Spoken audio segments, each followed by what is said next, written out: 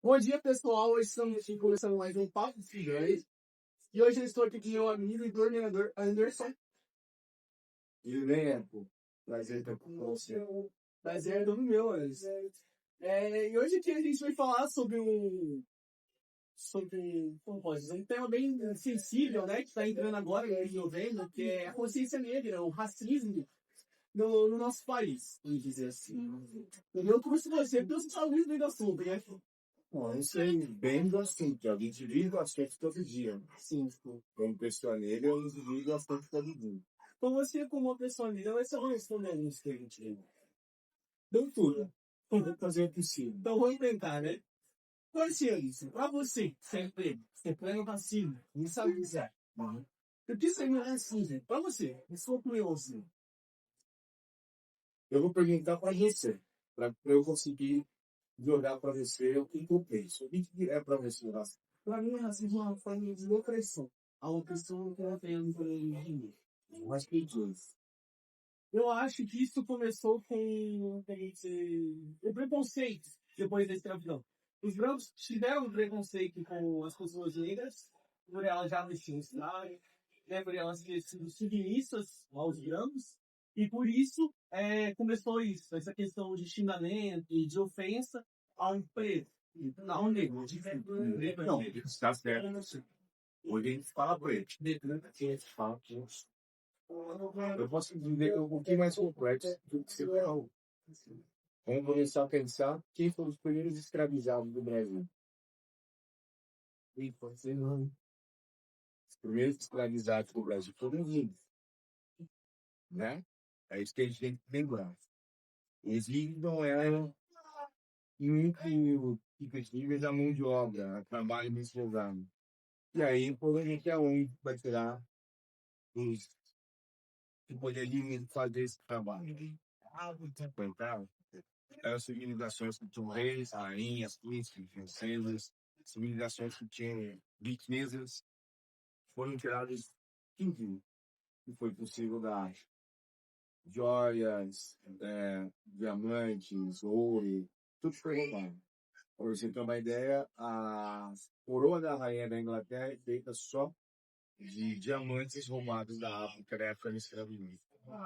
Então, quando os escravos começaram a ser escravizados da África para o continente, principalmente o continente americano e o europeu, eles foram retirados dos seus países na força. Aí quando dizem assim, mas eles eram vendidos pelos próprios negros. Sim, tinham muitos negros mercadores de escravos. Dava dinheiro.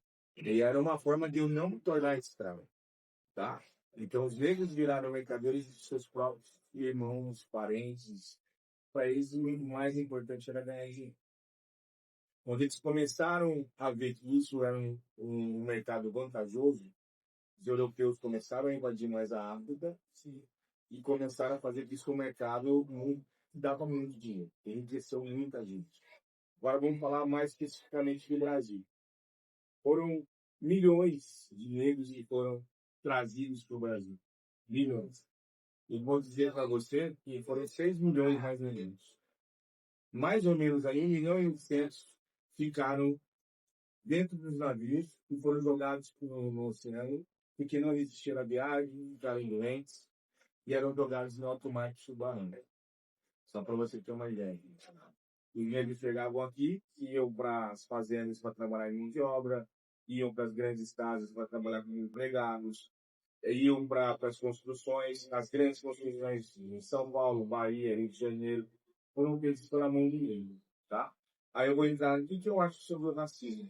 O racismo começou a partir do primeiro momento que um homem branco pisou na África e trouxe um negro aos humanos. A partir dali, foi que começou, eles começaram a achar que nós éramos seres inferiores, tá? Então isso vem de uma longa data. O racismo é estrutural hoje. O que é estrutural?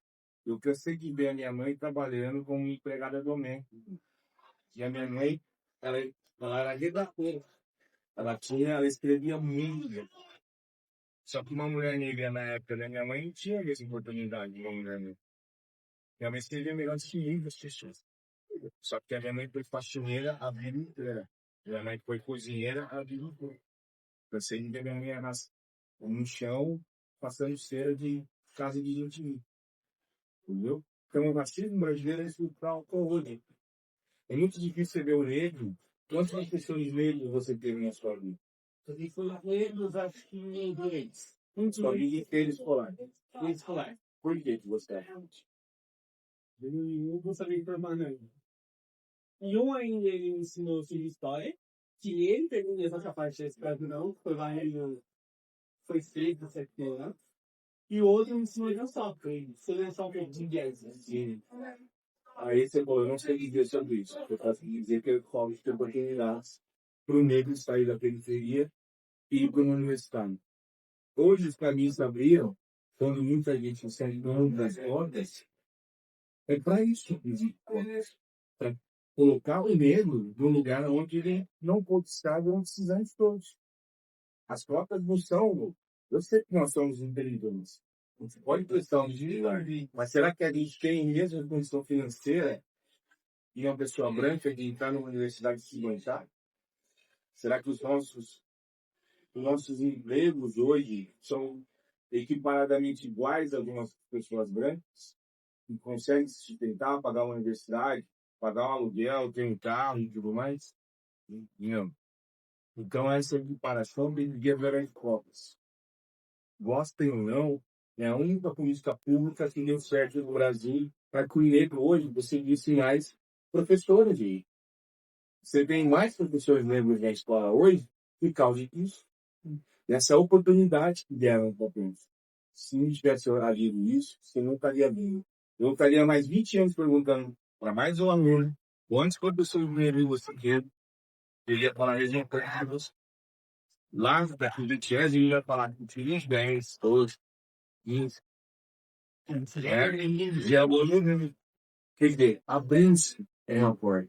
E se não tivesse aberto, gente, não é mais. Né? Fala assim, eu acho que ele ou não, pra mim sempre foi igual.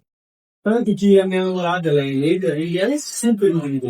Eu achei que você vai ser recheio. Não, que eu peguei nas pessoas. Mas ela é muito desse jeito. Eu vejo isso. Tipo assim, ela só desentra na faculdade, ela pode. Ela tem capacidade. Só que ela não seguiu isso. Entende? Por que que ela não escolheu isso? Acho que é por causa do racismo. Ela já sofreu, ela já me contou vários, tudo. E eu me limito a isso por causa dela, né? Imagina, tipo, se fosse eu no lugar dela, eu perderia totalmente a cabeça. Ela ainda é totalmente tranquila. Eu ainda. O jovem hoje em dia, ele está entrando numa geração onde o racismo, na minha época, o racismo ele era velado. Ele existia, mas a gente não tinha a maneira como é hoje. Hoje ele é escancarado. A pessoa ela não precisa mais esconder racismo. Hoje a gente olha nas redes sociais e a gente sabe que é racismo em geral. Através dos comentários, através das atitudes. Isso está muito simples aí de ver, tá?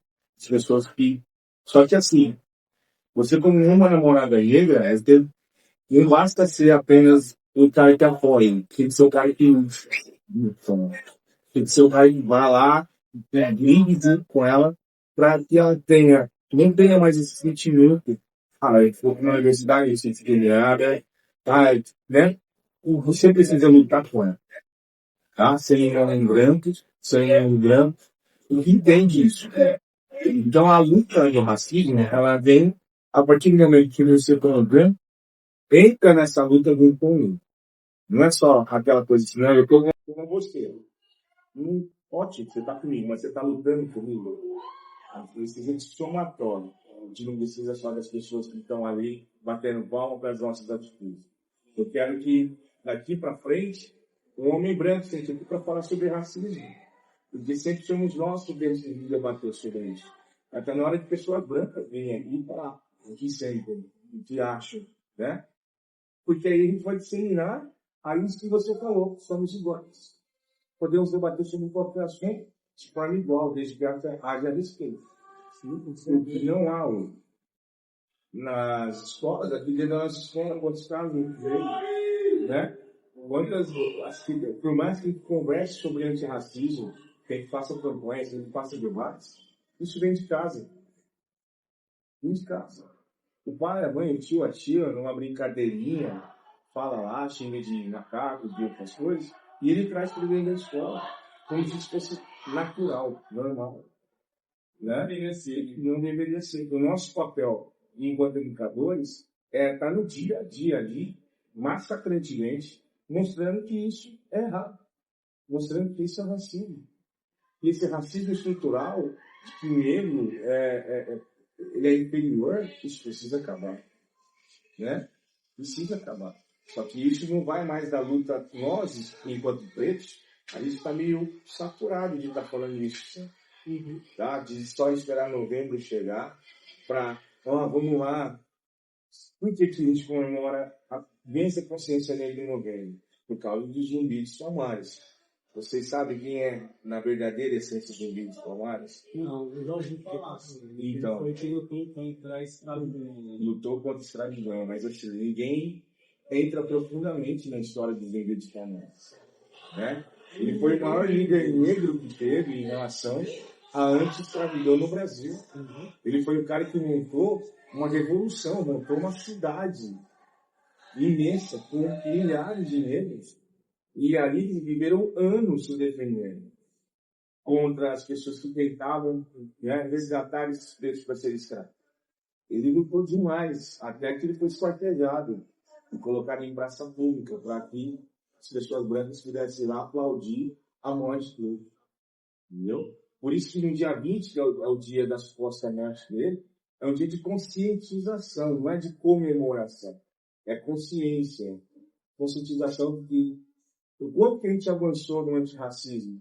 O quanto que no meu ambiente eu consegui combater racismo.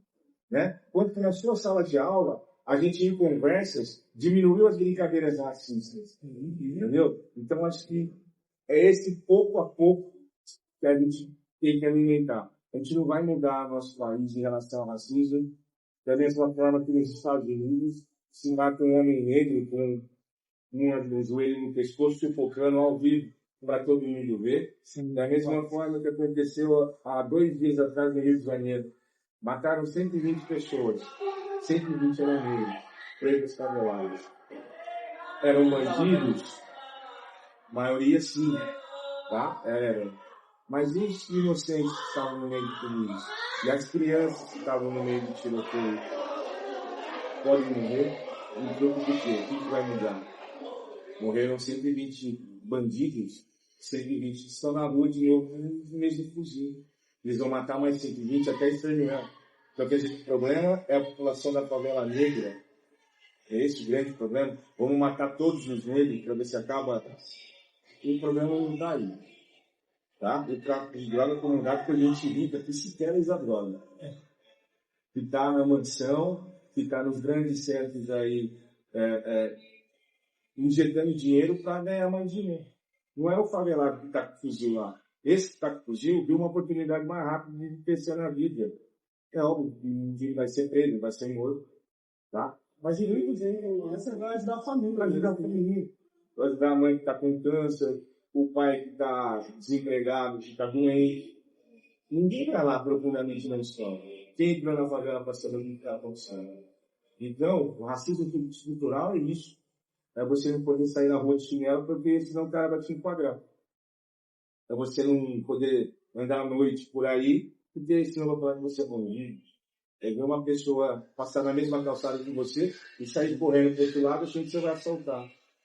Entendeu? Então a vida hoje do preto hoje no Brasil é de um racismo estrutural. É isso. O que é o racismo estrutural? Passe de pai para filho, né? Tudo isso, e vem crescendo, e isso não termina nunca. Não termina nunca. Por isso que o papel que vocês estão fazendo agora, falando sobre isso, falando para os pais da mesma idade, os seus colegas na escola, é muito importante. Só que não basta a gente fazer um programa hoje e simplesmente jogar lá e bonito. Nós temos que conscientizar. Todos os dias, conscientizar. De uma brincadeira racista, de uma fala racista, de uma atitude racista. Toda vez parar e conscientizar. Quando a gente começar a fazer isso todos os dias, a gente vai eliminar muita coisa. Então, esse fato da polícia, realmente, eu já sofri com isso, a maior parte dos amigos são negros, não quero dizer do teu, mas você é de pessoas negras. E um dia eu tava andando na rua com meu amigo, ele assim, da fornecedor, nele, gente na rua, a polícia passa, manda eu ir embora e fica só com eles. Ele voltou montando. Ele não tinha ali. Eu garanto que ele não tinha nada. Porque a gente não estava com carteira, não estava com documento, não estava com nada. Nada, a gente só estava dando uma volta. E ele voltou mancando. Ou seja, a gente sabe que a polícia bateu no... Não teve motivo. O motivo foi ele. Isso me estressa de muito, porque ele é o problema. Porque vocês são o problema. 56,7% da nossa população é isso. Por que a gente não pode ter um respeito? Respeito, todo mundo tem respeito, sim. Entende?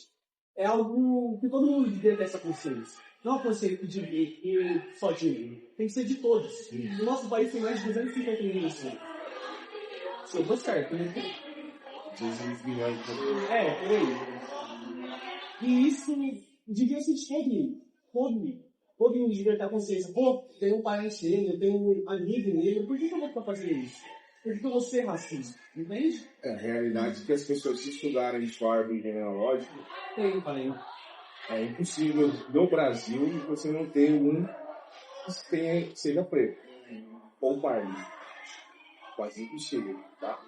Então as pessoas não buscam as suas histórias por causa disso, né? Eu não quero descobrir que lá no passado distante eu tive um parente preto. Mas muitas pessoas não querem saber. Mas é quase impossível hoje de no país você não ter um parente preto na sua família. E o futuro, se a gente conseguir permanecer, né, intacto no futuro nesse país que gosta de matar preto todo dia, porque hoje, nesse momento, a cada minuto morrem 2 pretos, tá? Pela polícia, ou pela perícia, e pela perícia de indígena, ou por doenças que não têm as soluções.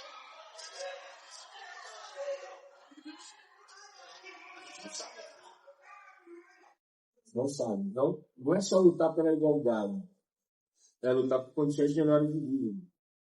Hoje, uma mulher preta, ela ganha quase 20% a menos que uma mulher branca, no mesmo trabalho. No mesmo trabalho. Por quê? A nossa luta tem que ser no meio. Então, você acha que o racismo vem só de nós brancos ou também eles fazem assim? Não, tem. Assim, você que tá preto, ele tem muito. Eu ouvi uma frase de Francisco Batalha, né, que eu acompanho muito assim. Que ele fala assim, ó, além do branco da burguesia, tem os pretos igual a mim, querendo ser mais preto que um. E o que você acha dessa frase? Claro, assim, o preto, quando ele ascende financeiramente, a tendência é que ele caia para um. No dia a dia, que um branco, só um branco mesmo, naturalmente ele vai viver isso também. Então, como futuramente sempre foi de pessoas brancas, quando um preto assume e ele ascende financeiramente, ele vai viver a cultura de pessoas brancas. Né? Vamos ver jogadores de futebol. Saem da periferia, saem das favelas, vivem lá nas comunidades, depois eles já ascendem enquanto jogadores, começam a ganhar milhões. E aí o que acontece? Eles vão para os carros importados, a maioria vai namorar mulheres brancas, joelhos, porque, né, de uma certa forma. Eu até falaria o nome de outro ali. É um exemplo, né? Neymar, Júnior, tem um monte, tá? E vivem uma vida de riqueza e seguiam várias pessoas brancas. Porque só as pessoas brancas têm esse capital ali. É óbvio que eles vão viver a mesma coisa. Tá? Não é que eles acendem e começam a viver alma branca, né? É que não tem como eles. Vão ter que viver isso. Né? Agora, é óbvio que tem uns que nem... Eu não gosto muito de falar de Neymar, mas o cara não luta pela causa. Você nunca ouviu falar nada. Você nunca ouviu falar um ar. né? Vamos ver como já foi isso faz aí, né? Relação com tudo. E não faz de nada pra cá. Por isso que muita gente fala que ele não é um crente, né? Que ele não faz parte dessa comunidade. De uma certa forma, isso é bacana. Ele não luta por isso. Sim. O que eu tenho muito percebido isso, de anos, né, de uns anos atrás, não que eu seja velho, né? Que a gente ouve falar muito, isso foi nossa avó, nosso avô, que a cultura negra está sendo muito popularizada pelos brancos. Por exemplo, Batalha Divina, religiões como a religião isso, as religiões rápidas, são muito cultuadas pelos brancos. E você vê mais brancos do que eles. Não tanto, mas tem uma abertura maior. Entendeu? Aí você acha isso comum? Ou, tipo, você acha que vai chegar de um certo bem e todos vão conseguir viver em paz e isso vai ser algo mais objetivo? Se a gente for pegar musicalmente falando, o rock tem que é? O rock tem do blues. Pergunta qual é a banda de rock hoje, preta, mundialmente faz sucesso. Conhece algum? Hoje em dia, Da história, você conhece algum? não conheço ninguém só. Sabe, conhece algum? O que você conhece?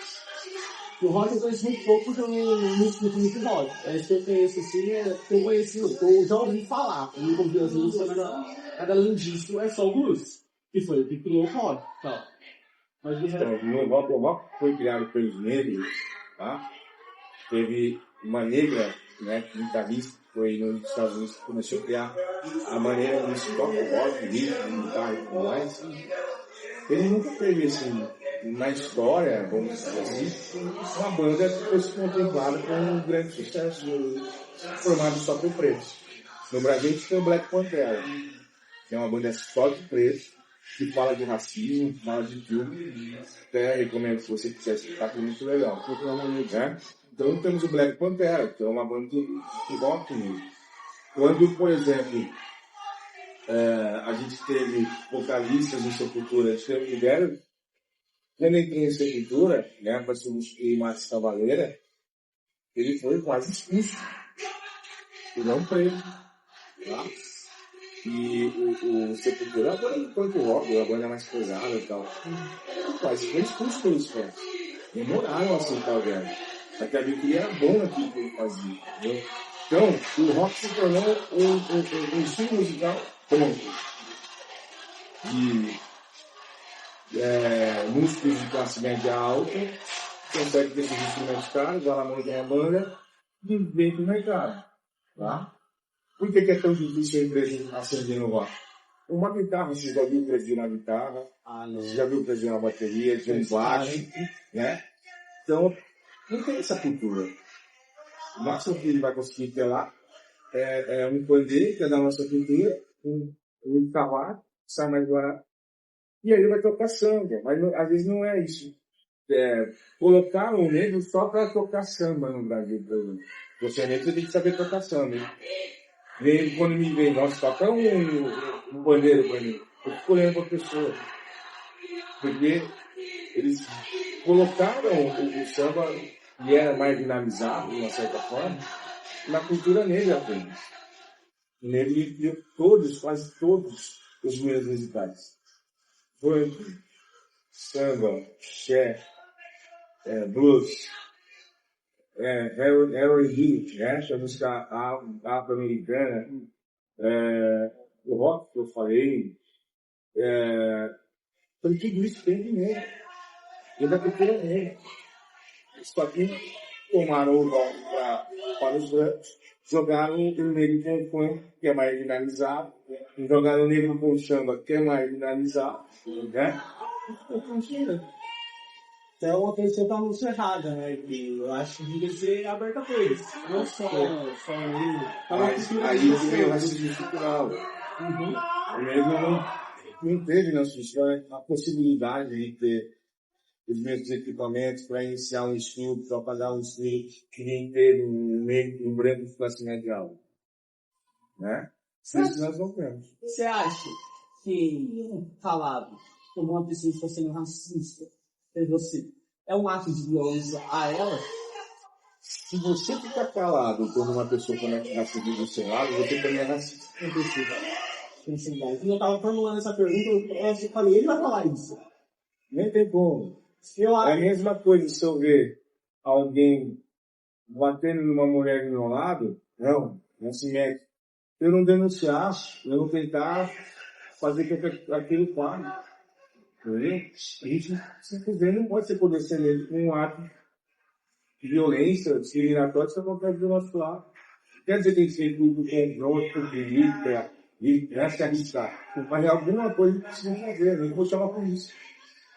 Precisa fazer isso. Porque se você silencia, você está simplesmente alertando que você está falando não legal. Chamou outro para matar, por qualquer. Eu acho que ele ia matar primeiro. Como você acha que o racismo é um crime no nosso país? Mas muitas pessoas que denunciam o racismo, quem sabe denunciam, e que demora até meses para isso, para ir para a justiça, para policial. Você acha que isso pode ser uma forma de opressão mesmo? Essa demora da justiça, pois se fosse branco, poderia ser diferente. Melhorou bastante. Sim. Eu cansei de ver pessoas me chamando de macaco. Eu tinha que simplesmente não bater na cabeça, sabe? Se alguém me chamar de macaco hoje, eu tomo um 9-0 pra ele na hora. Pode até demorar. Tá? Pode demorar para que seja comigo, não tem problema. Mas eu sei que alguma coisa vai acontecer. Tá? Alguma coisa hoje vai acontecer. Temos que melhorar muita coisa? Tem. Já melhorou. Né? Porque injúria era separada de racismo. Então, se eu injuriasse uma pessoa, eu simplesmente lá assinava um documento de ocorrência, pagava uma multa e ia embora. Hoje não. Injúria e racismo é a mesma coisa. São 4 anos de prisão, tem na comissão. Então, se está comprovado que eu cometi esse crime, não tem perdão. Não tem perdão. Melhorou muito, só que não é 100% do nosso querer. Não é o 100%. Abre uma página de rede social para você ver o quanto que estão discriminando. Tudo eles falam de só racismo. Tá? E essas pessoas nem são crianças, passam nenhum junto gente. Porque imagina, se você for de uma a uma ali, né, eles não vão fazer isso. Então, eu preciso criar mecanismos para que redes sociais criem essa possibilidade de punição automática dessas pessoas, né? E demos o RG CPF dessa pessoa que cometeu o crime. Só que as redes sociais hoje viram cara de ninguém, né? De ninguém. Hoje lá você vê muito homofobia, xenofobia, tudo você vê na rede social. Se você for na Deep Web, então, piorou. Eu vi assim, ó, que a gente vê que como que é a famosa? A Virgínia lá pensando no 20 de junho, aí na praça a Virgínia vai provar a bandeira de Natal. Como se isso fosse algo comum. E o que foi feito com essa pessoa? Nada.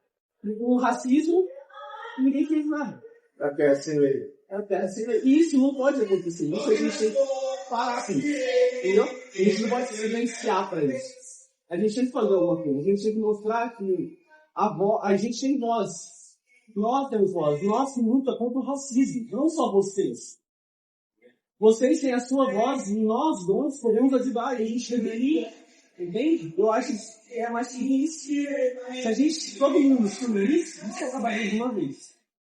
Mas isso não vai acontecer. Pode ser que um dia aconteça, eu espero que aconteça, não aconteça. Eu espero que tem antes. Tá? Tem antes. É uma luta nossa. Isso.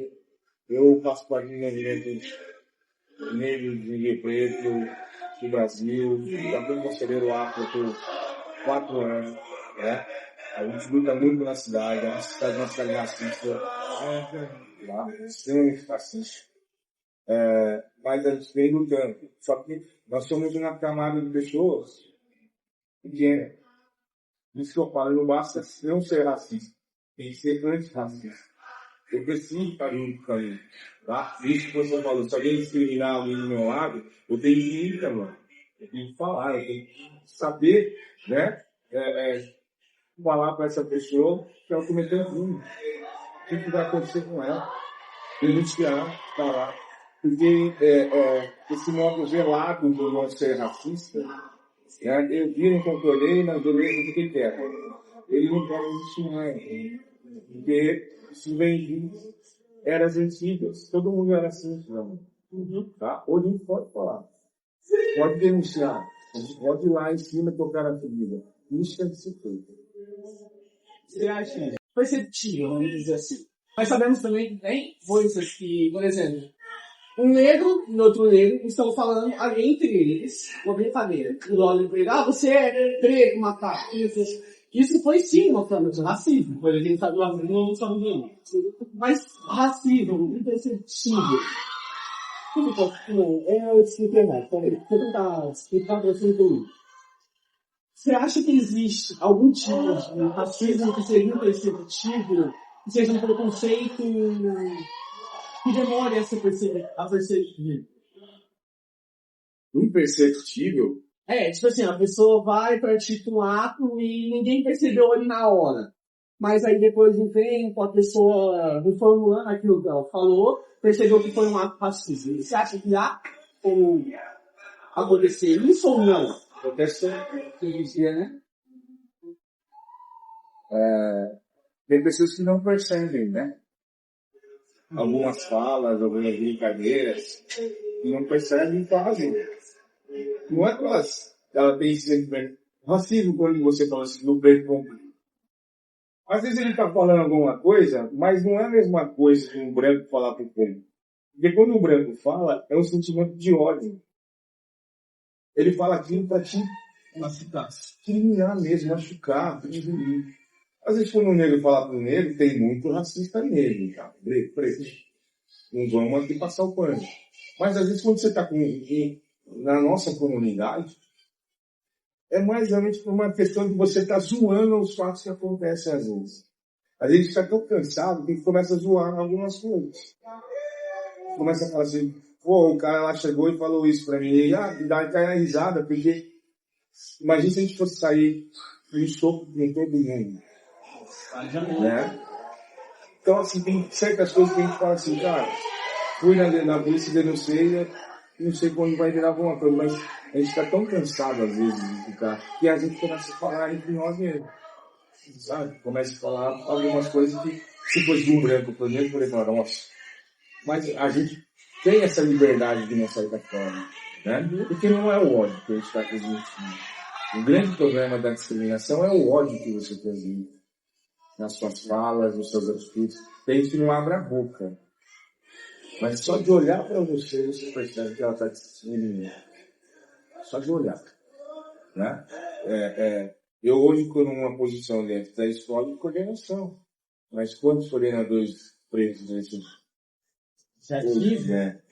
você conhece? E setores que estão ali, né, com um certo tipo de... Muito raro. E você tem essa questão, pô, homem negro está ali numa função que ele vai me comandar, que ele vai... Fica meio com o pé atrás assim, né? Porque olham para você, você é um homem negro. Será que você tem inteligência suficiente para fazer isso? Será que você, né, tem capacidade? Será que você... Como é que vai ser? Sempre tem essas perguntas, né? Competência não mede pela cor da pele, você não mede pela cor dos olhos, você não mede pelo jeito de andar, você mede no dia a dia. Então, essa luta que a gente tem para chegar em cargos um pouco maiores, ela é árdua, né? Ela é complicada, né? Isso em todos os setores. A gente teve, sabe quantos presidentes da República Negra? Não. Um marechal lá em Eras Antigas. Ficou pouco tempo que ele era vice, o presidente morreu, ele ficou um pouquinho lá, 2, 3 meses e saiu. Tá? E nunca mais. Em um país que tem 56% de preto, você não tem um negro que ascender e que mobilizou essa galera. Nós também somos culpados. A gente não se mobiliza. Olha os Estados Unidos, sabe quantos por cento de negros tem nos Estados Unidos? 18%. Muito menos. Eles se mobilizam muito mais. Tanto que o 44º Colocou o Obama. Colocou o Obama. E para você ser eleito nos Estados Unidos, você tem que convencê-los. Então, quer dizer, a gente não consegue fazer isso no Brasil. Por quê? O negro ainda é dependente do homem branco que tem o poder na mão. E aí, A gente não entendeu né? O negro veio de periferia, ele não tem o dinheiro, o que ele tem é o conhecimento e a força de vontade para vencer a vida. Ele precisa trabalhar. Não que o branco hoje em dia não seja pobre, não. Tem negro pobre, tem negro pobre, mas a discriminação é constante. Ascender socialmente com uma pessoa branca é mais rápido do que uma pessoa preta. Ascender socialmente. Eu venho de periferia. De uma casa de 2 cômodos, eu tinha que atravessar um corredor para ir para o banheiro. Dia de chuva, de frio, eu tinha que atravessar um corredor sempre aqui. E minha janela não tinha nada protegido, era frio, era eu ali, entendeu? Eu e minha mãe. Então, assim, e na minha comunidade você tinha rei. Não era favela, mas era rei. Era um dos pequeninos.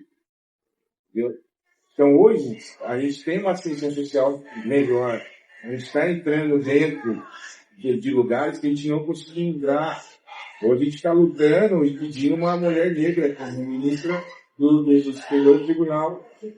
Entendeu? A gente está pedindo isso. Por quê? Nós precisamos dessa representatividade para um dia chegar a comandar o país. Nelson Mandela foi o maior exemplo na África do Sul. Ele lutou a vida inteira contra o racismo. Depois ele foi preso por acho que 30 anos, saiu de lá e conseguiu mobilizar todo mundo e falou assim, não, agora está na hora de comandar o país. E foi eleito presidente. Então acho que está na hora do negro brasileiro parar, às vezes, de abaixar a cabeça para muitas coisas e falar, não, agora é com a gente. Se isso acontecer, eu acho que quando isso acontecer, a gente sabe que uma hora vai acontecer. Porque hoje a gente faz um podcast sobre isso. As pessoas que ouvem, muita parte vão ignorar, sim. Outras vão levar isso pra gente. E essas pessoas que vão levar isso pra gente é que já sofreram isso. É a pessoa que já sentiu isso na pele. E é a pessoa que vai querer fazer isso lá. Para os filhos ou netos, bisnetos dela, nunca sofreu já, ela sentiu lá atrás. Tanto que é o que você faz é lutar para que o seu neto ou sua filha nunca sofra isso.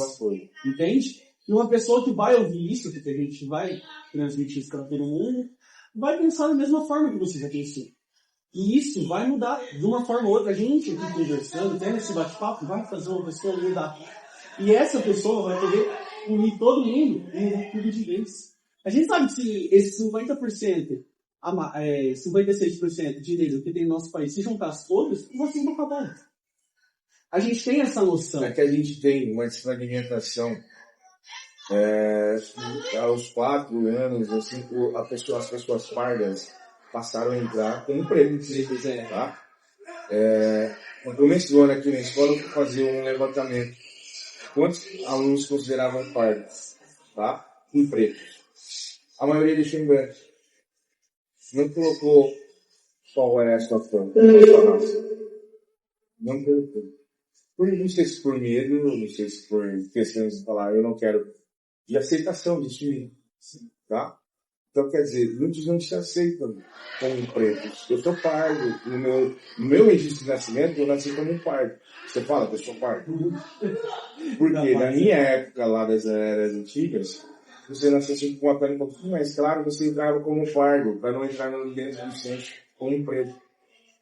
Tá? Era comum. Então eu, minhas filhas que são negras e tintas, somos pardos no registro de nascimento.